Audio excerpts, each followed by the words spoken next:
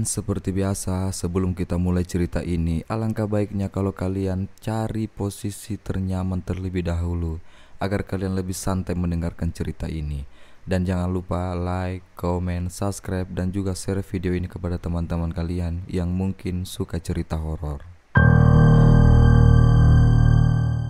Cerita horor ini datang dari keluarga di Surabaya yang mengalami teror pocong. Kejadian mengerikan tersebut terjadi pada tahun 2003 silam di sebuah rumah yang berlokasi daerah Rangkut, Lor Gang 4A. Rumah tersebut dihuni keluarga besar yang terdiri dari 4 kepala keluarga. Malam itu, ia tengah mencari-cari sesuatu yang bisa dimakan dari dalam kulkas.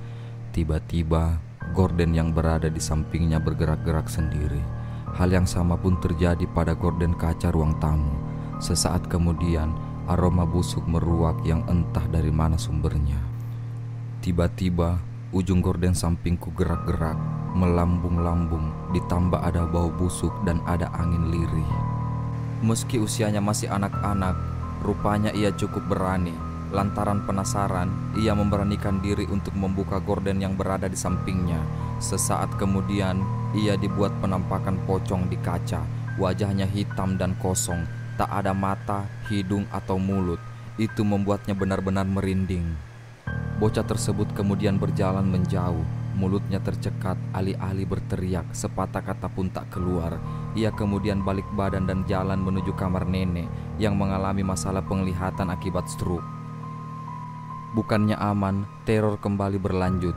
Bahkan di dalam kamar ia melihat pocong dengan lebih jelas. Tentu penampakannya lebih mengerikan, badannya lebih besar dengan tengkorak tanpa bola mata. Bahkan sosok tersebut mengeluarkan suara mengeram yang menambah kesan mengerikan.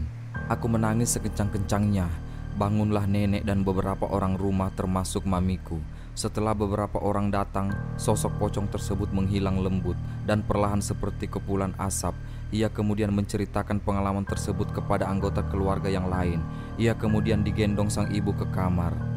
Namun, sebelum itu, bocah, sang ibu, ditemani om dan tante, mencoba mengecek lokasi pertama pocong itu muncul. Setelah membuka gorden sebelumnya, rupanya sosok hantu tersebut masih terlihat di cermin. Hal itu membuat mereka kalang kabut, kecuali sang ibu. Sesaat kemudian, sang ibu berlari ke lantai atas. Ia kemudian mengambil sebuah pusaka yang ada disimpan di loteng. Pusaka menyerupai golok tersebut sepasang. Masing-masing ujungnya ada kain hitam dan putih. Setelah turun, sang ibu kemudian menggendong nenek untuk dibawa ke kamar di mana semua di sana berkumpul orang-orang rumah yang ketakutan. Setelah itu, ia kembali naik ke lantai atas untuk menjemput beberapa penghuni rumah lainnya. Suara gaduh terdengar layaknya benda-benda kaca yang jatuh ke lantai dan pecah. Disusul suara umpatan-umpatan khas Surabaya yang keluar dari mulut sang ibu. Tak berselang lama, sang ibu berhasil menjemput anggota keluarga yang lain untuk bergabung dengan lainnya. Di luar kamar, hanya tinggal bocah laki-laki yang masih duduk di bangku TK bersama ibunya. Setelah mendapat instruksi dari sang ibu, bocah tersebut membantu melepas semua gorden di rumah. Sang ibu juga memecahkan cermin-cermin di depan mengenakan pedang pusaka yang dibawa. Ia pun menyebar garam di setiap sudut rumah. Pocongnya ngawang di atas televisi. Satunya lagi di depan pintu kamar om dan tante. Langsung disiram pakai garam oleh mami dan mereka hilang. Malam itu mereka benar-benar kacau sampai dini hari. Kendati demikian, teror pocong tersebut belum berhenti. Saat sang ibu dan bocah tersebut ke kamar membawakan minum untuk anggota keluarga lainnya, rupanya sosok pocong tersebut membuntuti di belakang. Tak sekedar mengikuti, hantu pocong tersebut bahkan sempat meludahi punggung sang ibu. Hal itu kemudian membuat ibu bocah tersebut yakin pocong-pocong yang melakukan teror kepada keluarganya merupakan kiriman dari seseorang. Mereka marah dengan cara nyempratin ludah. Dan kalau sampai ada pocong marah, artinya fix bahwa pocong ini nggak murni alias dikendalikan seseorang.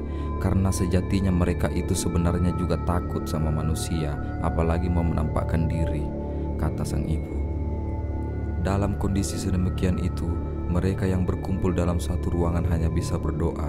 Hingga akhirnya terdengar suara azan. Makhluk gaib itu tak lagi menampakkan aktivitas teror. Sang ibu pun meminta anggota keluarga untuk segera mengambil air wudhu, sementara anggota keluarga yang Katolik mengambil rosario. Waktu berjalan seolah sangat lambat, sampai akhirnya pagi yang dinanti pun datang. Satu keluarga besar itu kemudian sibuk dengan tugasnya masing-masing. Terkait teror yang terjadi semalam, ada yang lapor ke polisi, ke aparat desa, hingga ke dokter untuk memeriksa kondisi sang nenek. Sementara itu, sang ibu dibantu suami dari salah satu temannya ke loteng rumah. Mereka kemudian naik ke atas genteng untuk mencari sesuatu yang mencurigakan. Benar saja, di sana mereka menemukan 2 bungkusan kain kafan berkurung kecil, bentuknya lonjong. Bungkusan tersebut kemudian didoakan beramai-ramai oleh warga dan Pak De bocah tersebut bersama rombongan teman-teman dari pondok. Hal itu dilakukan untuk mengetahui siapa pengirim teror pocong. Disaksikan oleh warga, 2 bungkusan tersebut kemudian terbang ke arah rumah sang pengirim. Rumah tersebut tidak lain ternyata adalah tetangga dekat sendiri. Rumahnya berada di depan rumah keluarga besar sang nenek yang dihuni oleh anak, menantu, dan cucunya. Sang tetangga diketahui sebagai seorang tukang jahit yang tajir. Ia memiliki tanah luas dan kos-kosan.